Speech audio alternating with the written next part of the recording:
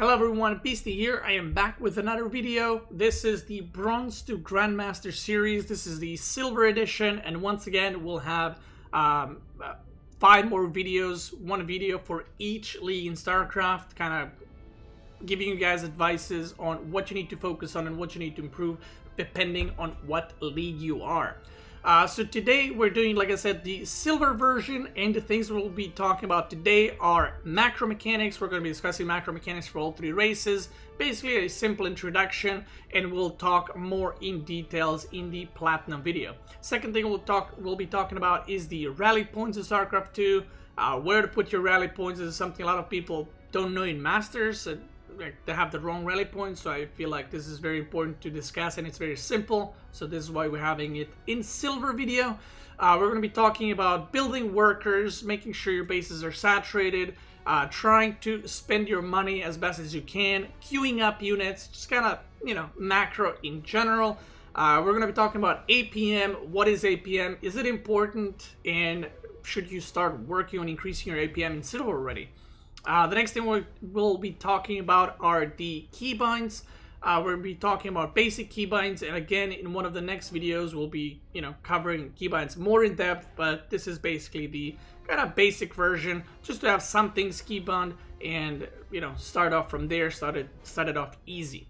And the last thing we'll be talking about in this video is the StarCraft 2 unit upgrades, stim, zealot charge, zergling speed, and kind of moving a little bit into the tier 2 unit production, since in the bronze video we covered mostly tier 1 units, and I told you guys to stay in tier 1 and not try to go too macro, just keep it simple. Anyway, I hope you guys enjoyed the video. Let's get started with the macro mechanics. We'll start with the Protoss macro mechanics, and then we'll move into the Zerg in Terran. Alright guys, the first macro mechanic we're going to be talking about is the Protoss one, and then we'll move into the Terran and then the Zerg macro mechanic a little bit later. So, your main base, the Nexus, has health, has shields, and has the energy as well. You can get a maximum of 200 energy, and your macro mechanic is the Chrono Boost. Chrono Boost is a spell that you cast from your Nexus to any building except pylons and cannons, and what it does, it increases the production speed by 50% for next 20 seconds. So if you start your warp kit, you can chrono boost it, and you will see on the top how long it's left on the chrono boost, and the warp gate will be researched, well, 50% faster for the duration. Another macro mechanic, because it is on the Nexus, is the strategic recall. It also costs 50 energy, just like Chrono Boost. Whenever you're attacking, or maybe your units are positioned, you can use recall to safely return back to your base. And if you want to return your units to the specific Nexus, you have to select that Nexus and then cast the recall. Because if you select all 3 Nexus on one hotkey and click recall, it will recall your units to whatever the closest Nexus is. So that's something to be careful about. Now, I get this question very often, is what do I chrono boost as a Protoss player? Now, we're gonna talk way more in depth about macro mechanics further in my Platinum video. But for now, your main goal for chrono boosting should be your probes. If you're focusing on more macro gameplay, you want to get as much economy as you can going. If you are going for some type of one base all in, getting the warp gate chrono boosted as quickly as you can is very important. If you're proxying a Stargate, if you're proxying Immortals, you want to chrono boost basically heavy tech buildings. You don't necessarily want to be chrono boosting gateways unless you're getting rushed extremely quickly by maybe a Zerg that's rushing Zerglings as fast as they can. So it's very important to chrono boost stuff like Storm, for example, because it's very important to get it as quick as you can. If you have high Templars with no Storm, they're going to be pretty useless. So, basic rules, again, we're going to be talking about this in the Platinum video. If you're going for macro play, you should be chrono boosting probes until you're fully saturated. If you are getting rushed, chrono boost your units, chrono boost Immortals, chrono boost warp gate. Once your probes are, once your bases are fully saturated and you're going into, more macro gameplay, basically, what you want to be chrono boosting is your forges to get those upgrades as fast as you can, because that's one advantage that Protoss has over the other two races, is you can chrono boost your upgrades much quicker and get to that, you know, +3 armor, +3 weapons, whatever you want, much faster as well. So chrono boost is obviously a limited resource, and it's all about prioritizing what you want to chrono boost at certain points. But these are some kind of basic, you know, points to go off on, and as you play, you will notice what your opponents are chrono boosting. You can watch pro players and see how they spend their energy on chrono boost. And again, this is just, you know, basic. We'll talk about it more in the Platinum video, where I'll cover each matchup and when you should chrono boost probes, when you should chrono boost tech specifically in each matchup, so it can be a lot easier for you guys. But for now, since this is a silver video, take it slow, learn what the chrono boost is, play around with it a little bit, and just kind of get used to it and kind of have a feel on, you know, how the things work and how the chrono boost helps you. And of course, try to use recall to best of your ability. Now, let's move on to the tiered macro mechanics next, and then we'll do the Zerg one. First things first, before we get started and explaining what the tiered macro mechanics are, one thing to note is no matter what build you're going for, one base, cheesing, proxy, expanding, every time your barracks finishes, try to get orbital commands as soon as you can. The reason for that is, well, any macro mechanic that you have in orbital command is better than simply continuing to produce SCVs non-stop. There are three macro mechanics from the orbital command. The first one, and the most important one, I would say, is the mule. Mule on average mines the same amount as 4 SCVs. Obviously, it expires after a certain amount of time, and mule will mine around 225 minerals for its duration. And obviously, the more orbital commands you have, you can drop more mules. One thing I want to note is, if you are, let's say, on 3 base or 2 base, doesn't matter, never drop your mules in the main base unless you're, you know, 1 basing, because you don't have where else to drop it. But if you have 3 base like I do right now, try to drop your mules on the last base. Why? Well, you don't want to mine out your main base first, because these workers will have nothing to do. What you want to do is drop mules on your last base so that your overall average income of minerals is very high, and you can keep producing your units. I know some people have the argument of, well, you should drop it in the main and then it mines out, and then these workers can mine somewhere else. Go ahead. Not really, because what you're doing is you will mine out this base first, but your mineral income will actually drop to only 2 bases. But if you drop your minerals on the 3rd or last base constantly, your economy will be on 3 bases, if that makes sense. And you will have a lot more income that way, because this way, by having more income of minerals, you can also continuously expand and kind of keep doing this over and over. Now, the mule costs 50 energy. It has orbital command has 200 energy, so just like Nexus. And the other 2 abilities on the command center, or orbital command, sorry, are the call down extra supplies, which is basically calling down a supply depot and having another supply depot on top of it. Now, this is free supply, and there's been discussion, is it worth it to use instead of mules? No, it is not. Even though it is basically free minerals out of nowhere, the only time you want to be using call-down supply is when you get supply blocked, or you're getting all land and you need, you messed up, you got supply blocked, maybe your supply depots got destroyed. But don't use it over mules or over scans. This is kind of, when you mess up or when you just get supply blocked. Because producing units continuously is very, very important, and that's when kind of it prioritizes over mules, especially if you're getting attacked or you're doing an attack yourself. Now, the last macro mechanic is the scanner sweep. You guys probably have seen these before. These are also very, very important, and with Terran, compared to Protoss, where they only have chrono boost and recall that they can use in certain situations, Terran has 3 options, and you kind of need to pick when and how to use each one. Obviously, scanning will help you with invisible units like DTs, like burrowed units, stealthed units like Banshees. So the only time when you should be kind of saving scans is when you're or saving energy on the orbital is when you're moving out and you want to, you know, maybe see where your opponent's army is, or if you know that your opponent has stealth in units, always try to have some energy saved up so you can use your scan.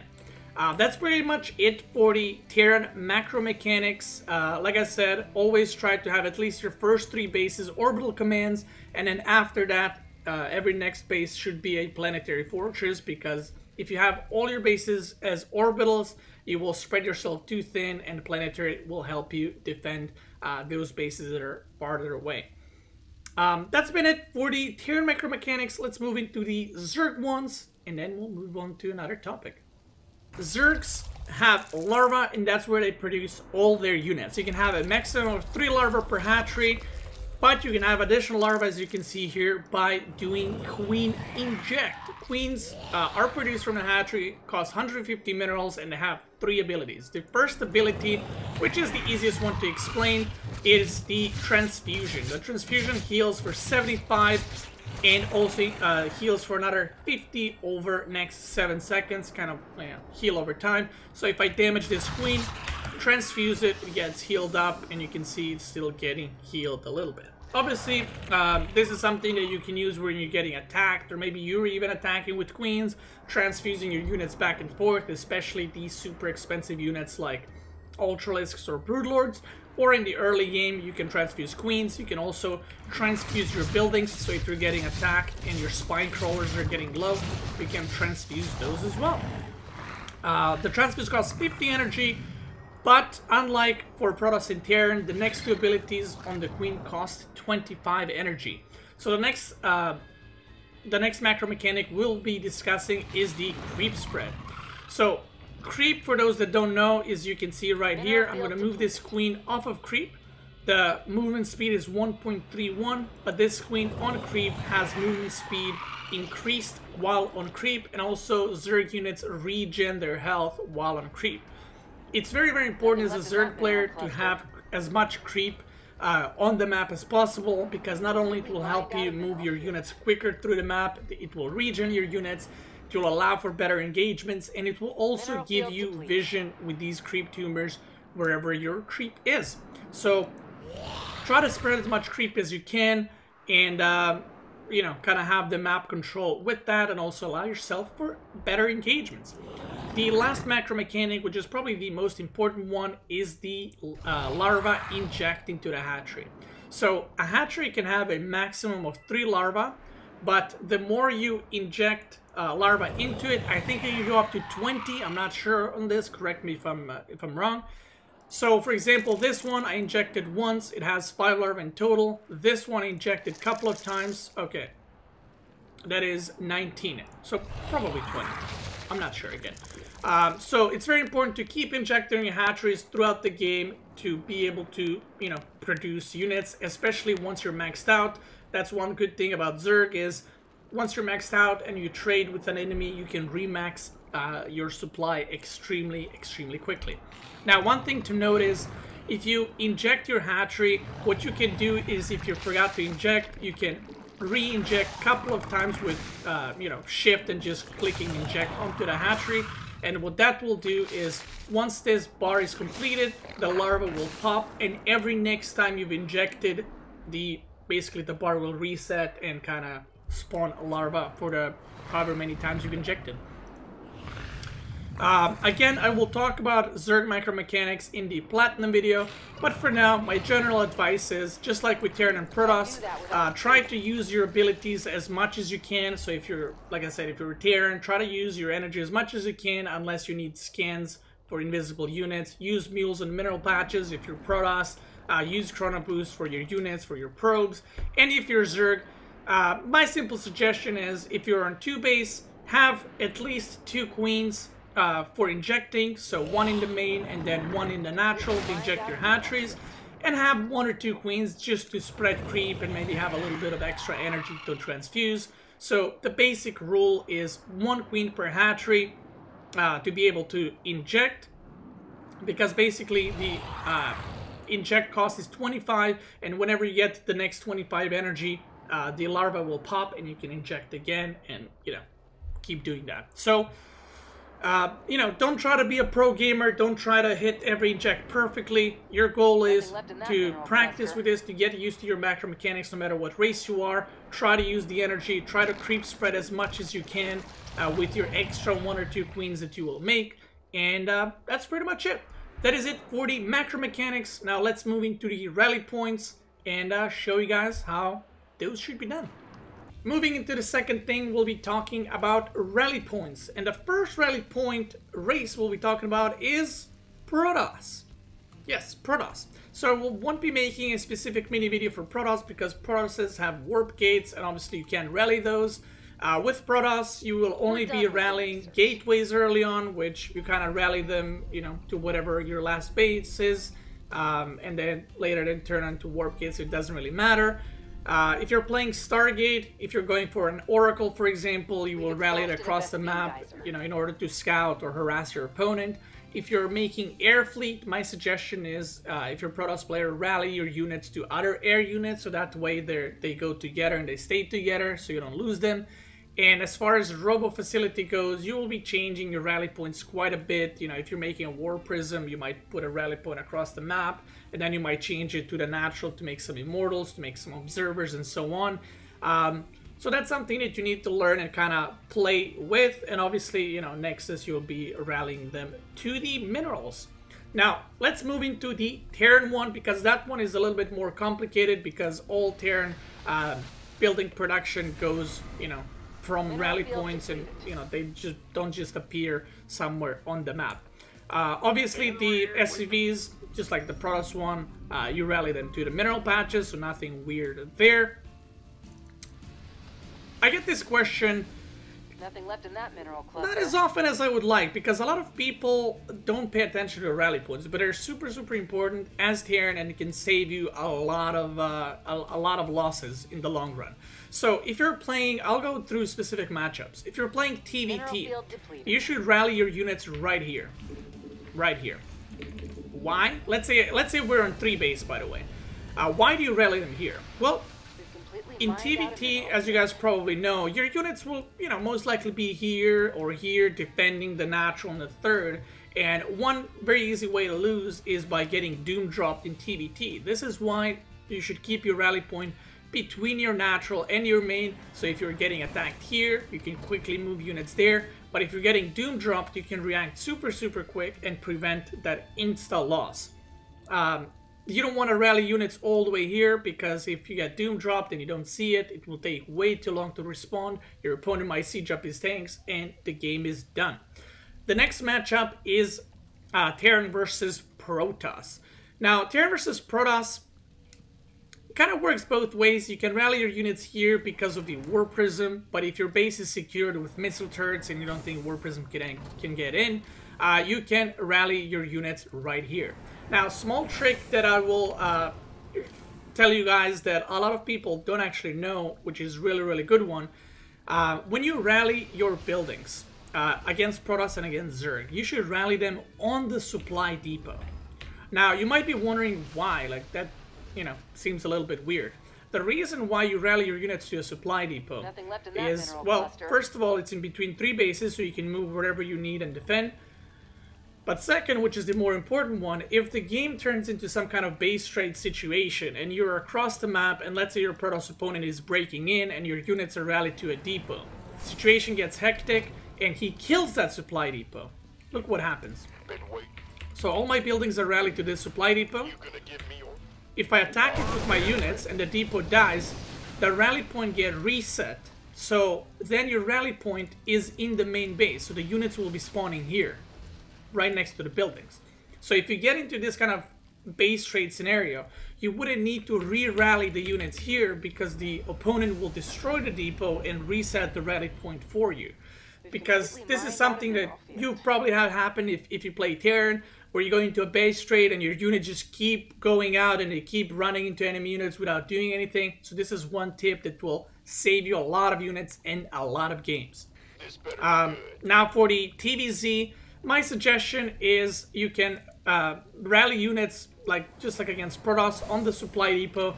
The reason for that is Zergs will try to run by into your natural, run by into your third. So assuming your units are around the third base, you will have your rally point here, so the Zerg can't really run in, and you don't really, you know, you shouldn't be afraid from Zerg drops, because that doesn't really happen. And if there's Mutalisks out on the map, you'll have missile turrets, and you can just move manually a couple of units in the main base and defend it like that. But always try to rally your units on the supply depots that are on the natural, because of those pesky base trade situations. That's it for the Terran and Protoss rally points. Let's move into the Zerg one, and then move on to the next topic right after that.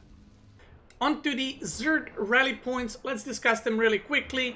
Zerg works obviously different than the other two races because of the larva and how you produce, you know, your workers and your army from the hatchery, and, you know, all from the larva.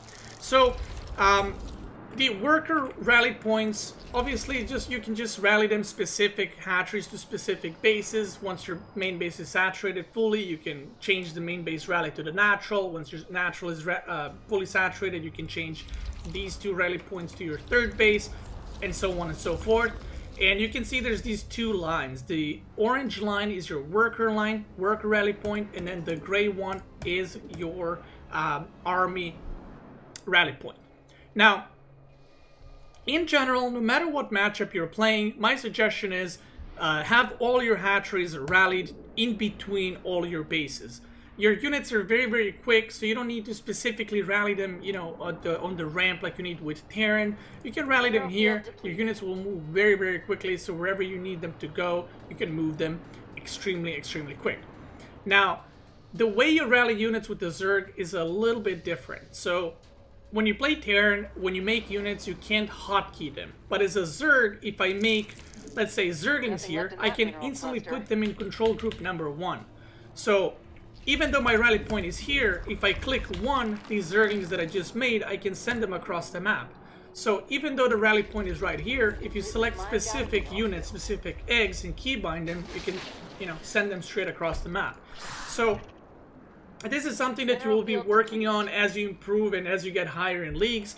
But every time you make units specifically with Zerg, you want to be key binding them to a hotkey straight away. So for example, if I make a bunch of Zerglings, I can add them to my control group and then have all the Zerglings on that button, and I can move them freely around the map. And when these new ones get made, they will also join the Zerglings that are already out. If you're making overlords, for example, same thing. You know, don't send them across the map. Once you make overlords, you can put them here. So once they're out, they will go there. And then when you reselect your hatcheries, you can make something else and send it wherever you want. Or, again, if you're not used to this yet, this is kind of more advanced, but I won't be talking about rally points again, so I'm just covering it kind of more in-depth for the Zerg.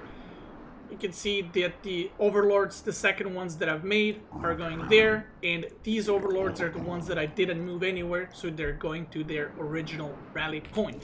You can also just make units, have them come up here until you get used to this kind of more complicated way of doing things, but overall, this is something you want to be aiming towards, that whenever you make units, you keybind them to your control group, so that, you know, if you're attacking, you don't need to look back at your home as a Zerg, so you can just add units to your control group. But if you don't, you're gonna have to go back, select these units, and then send them across the map, which is, you know, not as efficient. That is it for rally points for all three races. Let's move on to the next thing, which will be building workers and just creating your army in general. The next thing we'll be talking about is spending your money and building your workers and your units as consistently as you possibly can. So, Terran and Protoss, when you play one of those races, you should try to produce your workers constantly until you're fully saturated on however many bases you're on currently, 1, 2, or even 3. And the maximum amount of workers you should have per game as a Terran or Protoss is about 65 to 70 maximum. You shouldn't really be going over that. If you're Zerg, you can go between 60 and 75 depending how heavy on the macro you want to go. Again, that is if you're going for the longer macro game. If you're going for some kind of, you know, 1 or 2 base all-ins, well, then you just need 1 or 2 base full saturation. So spending your money. This is advice that I see thrown out very often, which is don't queue up units. Queuing up units is bad. So what queuing up units is when you take a barracks and you queue up 5 Marines instead, make 1 at a time. That is queuing up units.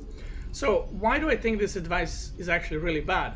Well, this advice is good advice if you're a Diamond, if you're Master or Grandmaster. You shouldn't queue up units.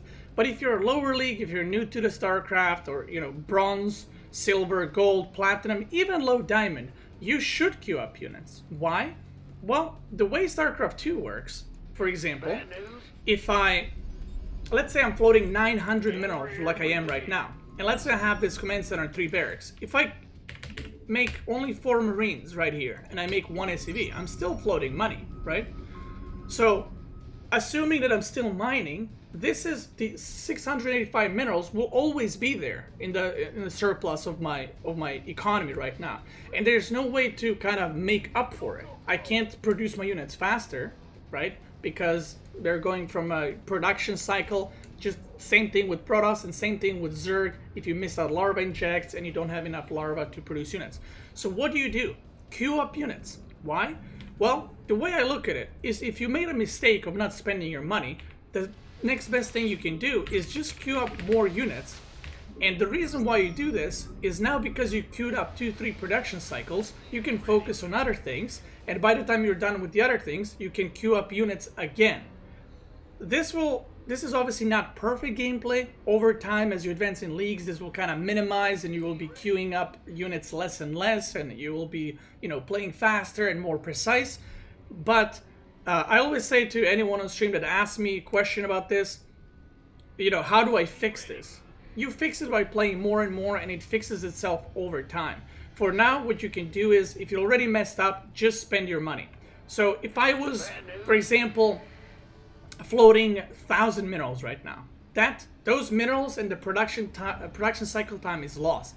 So what you can do is, if you're floating 1,000 minerals, and let's say you're 1 CC and 3 barracks, queue up a couple of units and you're still gonna have money left over. So just throw down an extra CC. That'll cost more minerals. Maybe you're already on 3 base and you're like, well, I don't need a 4 CC, but you didn't spend the money and you have the extra money, so you might as well take an extra base, make it into a planetary, or just make another orbital command for more mules and more scanning energy.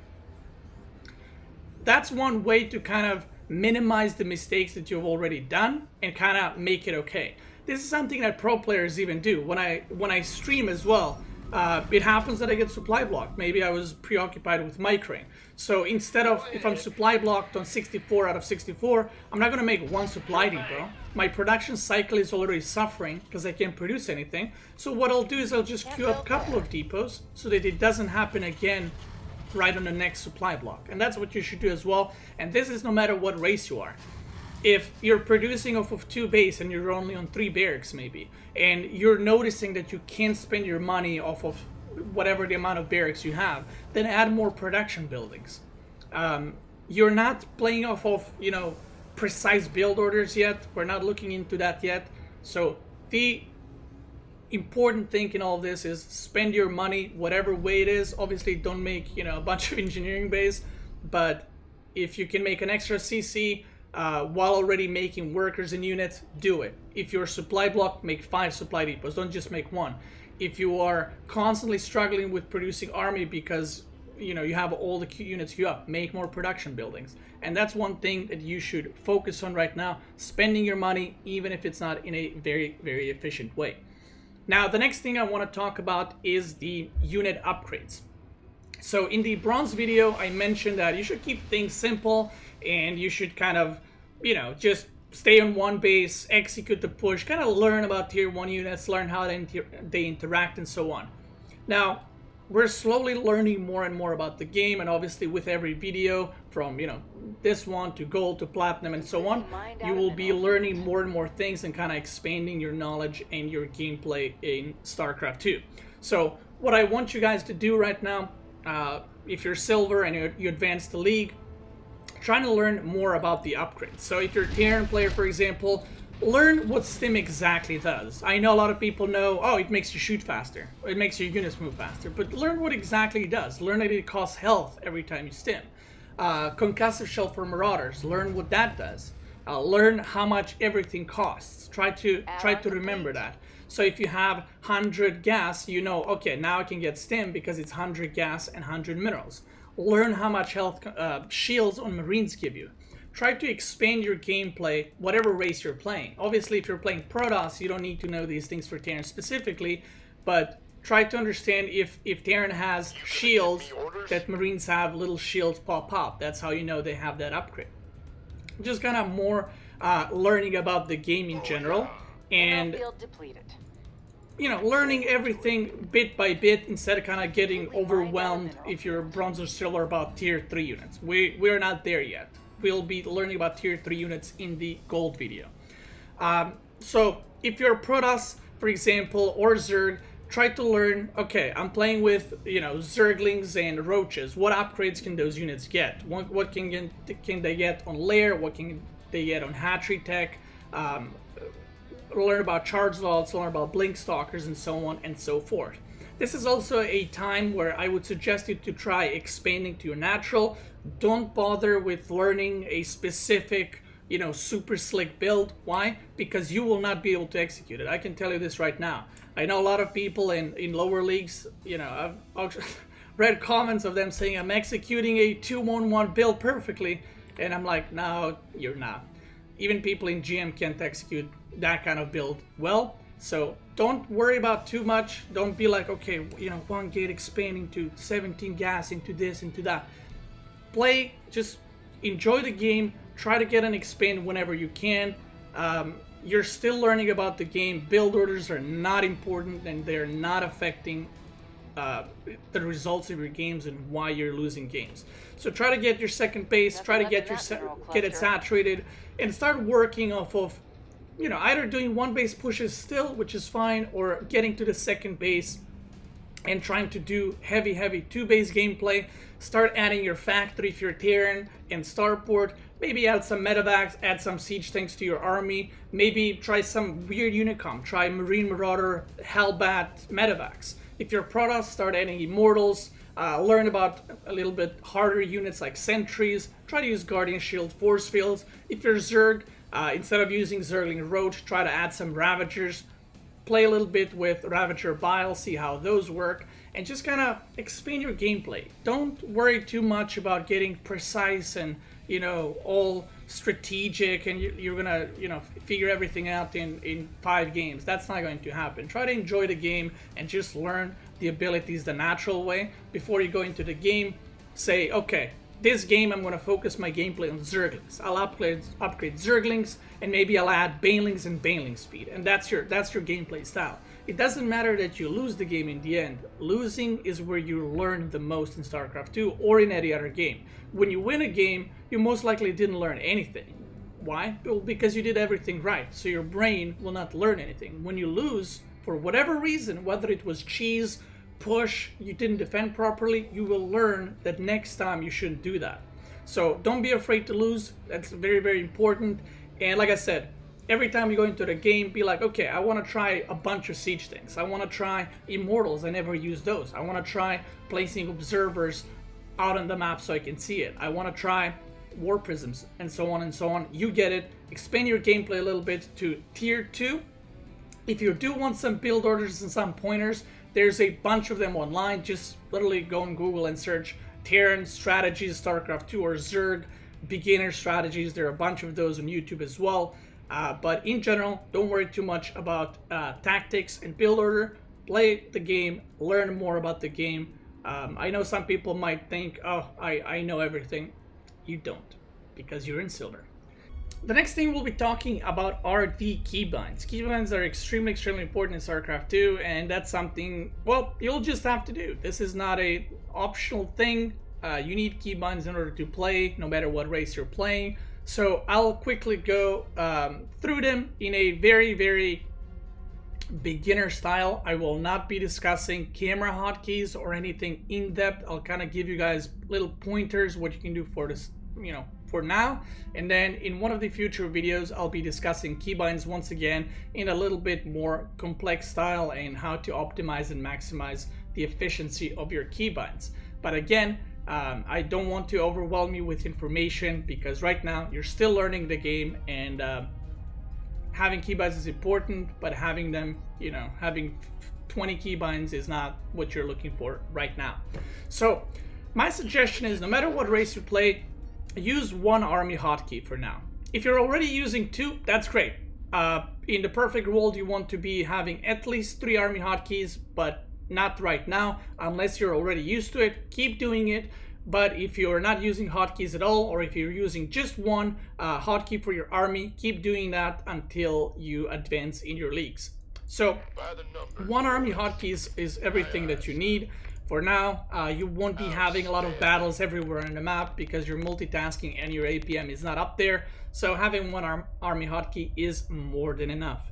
Now, one of the other hotkeys that is very important to use is the F1, which is select your idle worker. So on this map it doesn't show for whatever reason, but if you have an idle worker that's not doing anything, it will show up here and it will show the number 1, whatever race you play, and you can select that idle worker by clicking F1. This is a very good way to, you know, find your idle workers and put them back to building something or mining or whatever else you want them to do. And if you have multiple AFK workers that are not doing anything, you can hold Control and then press F1 and you will select all the idle workers, and that's a very quick way to kind of select them all instead of, you know, trying to find them on the map and then doing this and trying to pick up all the workers, especially in some weird base raid situations, or if your base is fully mined out, you know, you don't need to go back into your main base and select them. You can hold Control, click F1 and select all the workers and send them wherever you want. That hotkey is, I think, pretty important. It saves you a lot of trouble with, you know, going around the map and finding the AFK workers, and try to get used to like looking down there and seeing that this kind of icon flash up. When it's in color, it means that the worker is AFK and shows the number. When there's no idle workers, it will be just like this. Now the second hotkey is the select army units. Whew. Okay, a lot of people use this one, and I strongly advise you to remove it. This is a bad habit that you do not want to have in StarCraft 2. Select all army units will mess up your gameplay in the long run, and I do not suggest it.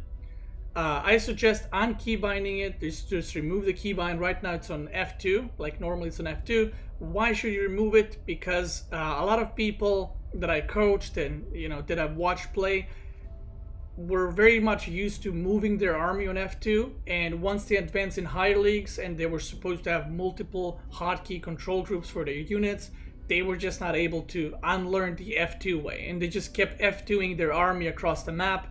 So they would be attacking on one side and they were defending on one side, and instead of, you know, having this control group here and this control group here, what they were doing is they were F2ing, and the units that were attacking were running back and getting like killed along the way and stuff like that.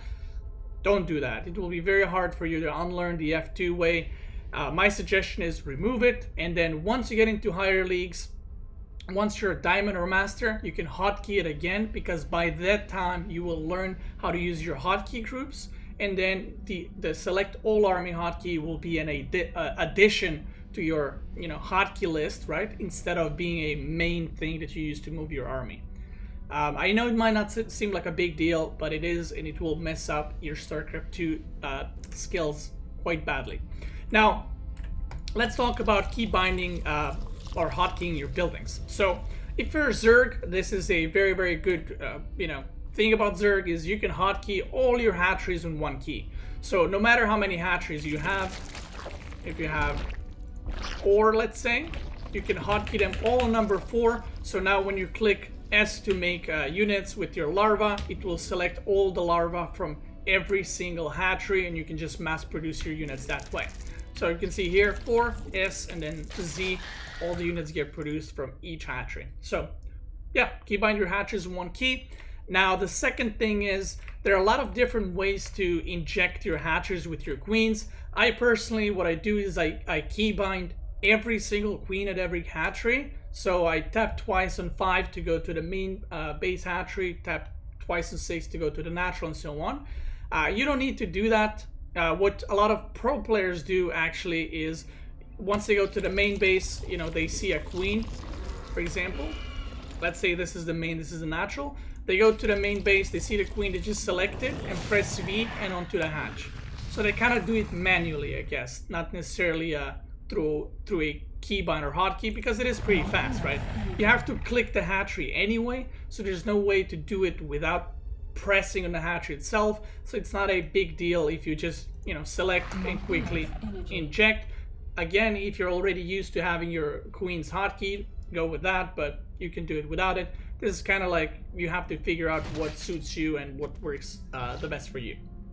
Now, let's talk about Protoss and Terran. I'll give you guys my personal preference, how I hotkey my stuff, and then you can decide if that's good for you. If it's not, you can try something else. My advice that I found the best that works for me, so let's say the first 3 control groups, like I said, eventually will be your unit control groups, but for now you can use just 1. No matter what race I play, my number 4 is my main base. So my number 4 is hatcheries, nexus, and command centers. The reason for that is you're going to be building a lot of SCVs every game. 4 is pretty close to S, which is for hotkey for the SCVs. It's pretty close to E, which is hotkey for probes, and S plus D for drones. So no matter what race you play, 4 is a very, very good spot for your main base. Not main base, you know, nexus, main building, I guess, hotkey, because it's very close and you're going to be using it quite a lot. The number 5 is usually my first production building. So if I'm playing Terran or Protoss, it is the barracks and the gateway that I put on number 5. I just select it like this. I've already explained Zerg.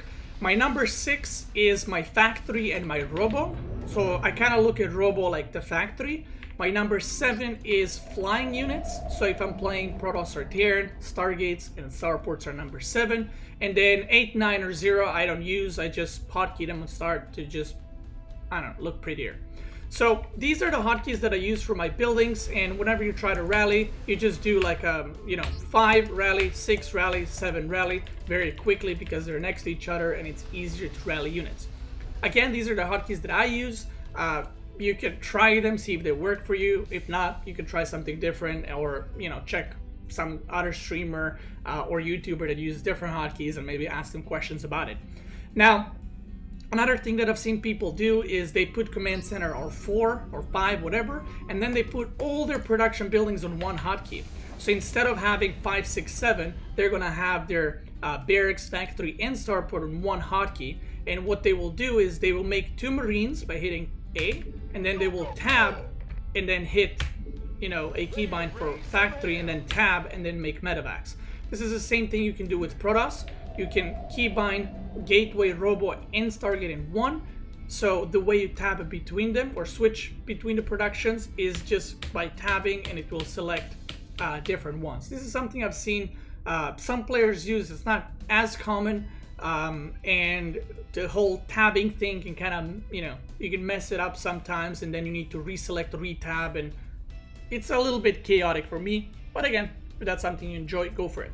One tip that I can give you guys, and this is again no matter what race you play, this is a very good advice that I don't personally use because I've been playing StarCraft for so long, and I only thought of this like a year ago, and it's kind of one of those things, it's too late for me. My brain is already programmed to work one way. What you can do is, no matter what race you play, you can hotkey your main building, so, you know, Nexus, Command Center, or Hatchery with your upgrade buildings. Why? Well, if you're upgrading +1 weapons and +1 armory, you will see it right here as a little white light. So you will know when your upgrades are going, and whenever they finish, because you will be switching often between, you know, command center and barracks, producing SCVs or workers and units, you will see when the upgrades are not, you know, lighting up here, and you will know you need to start your upgrades once again. Same thing works with Protoss or Zerg. So again, if you're struggling to keep up whether you're upgrading or did your upgrades finish, did they not, this is one good advice for that. Now, this is as far as the unit controls and building hotkeys work. Again, in the future video, we'll be discussing about multiple army control groups, and we'll be discussing camera hotkeys. but it's not time for that yet. There's no point to discuss camera hotkeys because, well, we're still learning the game. The last thing that I want to mention is learning the hotkeys for kind of basic movement. So if you have units, always, this is not an optional thing. Never move your units across the map by right-clicking. You will lose a bunch of units in a bunch of games like this. When you're moving across the map, always use the A and then left click. What this will do is, once your units, if you put your units in move command by just right clicking, if the opponent starts attacking you, your units will run past the enemy units until they get to the point where you told them to go. But if you use A move, they will attack whatever first thing they see. So if you accidentally get caught off guard and you don't see the enemy army, your units will still shoot at it. But if you just move command, you will lose your whole army. So no matter if you're moving a drop or an attack or whatever, main army or just a harassment army, always use the auto attack and then move command. And this is also how you should be engaging the enemy units. Never click like this on the enemy units and try to engage. If you're fighting, always A move and then your units will attack whatever the first unit is in front of them. This will also help you not misclick as much, because I've seen some people try to fight and what they do is they try to click on Colossus but then they miss and their units end up moving into the enemy units and getting obliterated. The last thing I want to mention about hotkeys and unit keybinds in general is try not to click. Don't click on SCV making.